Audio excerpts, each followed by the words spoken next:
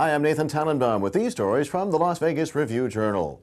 Fellow Republican State Senate Minority Leader Bill Raggio was none too complimentary of Governor Jim Gibbons' Monday evening State of the State speech, saying Tuesday, quote, "Partisanship and political stuff's not helping us get through this difficult time."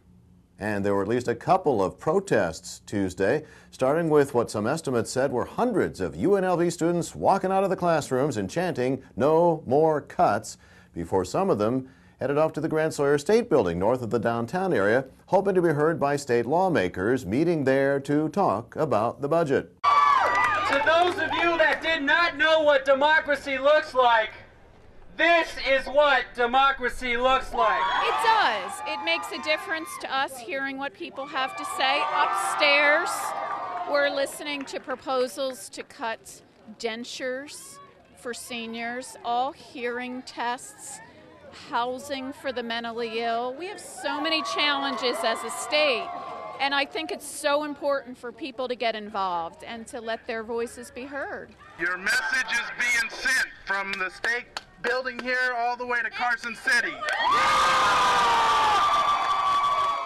Education leaders were also hoping that teachers would show up in big numbers Tuesday evening to air their concerns to the legislature's Interim Finance Committee. Your Wednesday printed online editions have the wrap-up with the entire protest video on the ReviewJournal.com multimedia pages. Well, if and when the Yucca Mountain Nuclear Waste Storage Project is officially dead, what happens to the Department of Energy money that funded the Nevada Agency for Nuclear Projects, as well as some of the affected counties and Native American tribes? The RJ's Keith Rogers is looking into it. Pigeons. You may remember previous Review-Journal stories about Nephi Oliva and his run-ins with North Las Vegas authorities over his pigeon control business. Now, the Review-Journal's Lynette Curtis has an update on how Oliva and North Las Vegas are getting along these days, along with word that the so-called pigeon guy has posted a YouTube video that he hopes to turn into a reality TV show. All right, this is the situation. We have a commercial property that's having huge problems with pigeons. Number one factor contributing to that is an intentional feeder. Search YouTube for Pigeon Police for the entire video, and keep an eye on the print and online editions of the Review-Journal for the latest on Oliva, the pigeons, and the city of North Las Vegas. Fond memories of college for most of us probably don't include the so-called freshman 15, where most folks away from home for the first time for any length of time end up tipping the scales a little higher than when they first start living the dorm life. That's part of the cover story on this week's Wednesday Taste section with the Review-Journal's food guru Heidi Napranella's student guide to turning the dorm room into a makeshift kitchen for healthier dining. That's Wednesday in Taste.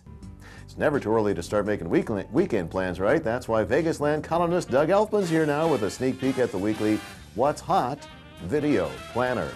Doug. Hey, do you remember George Costanza from Seinfeld? That was Jason Alexander, and Jason Alexander's in town, right here in Vegas on the Strip, performing on stage.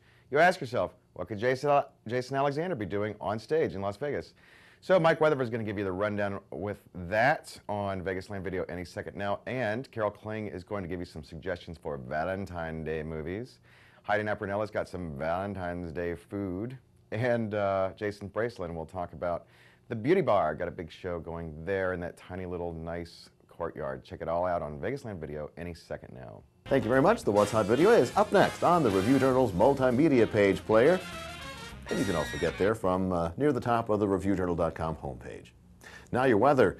Lingering rain from Tuesday into Wednesday may be it for the week. The National Weather Service still keeping an eye on another storm system that was originally forecast to bring more chances for showers to southern Nevada heading into the weekend, but that is apparently headed somewhere else. We're still going to be in for a lot of cloud cover, though. Clouds coming and going Thursday, Friday, Saturday.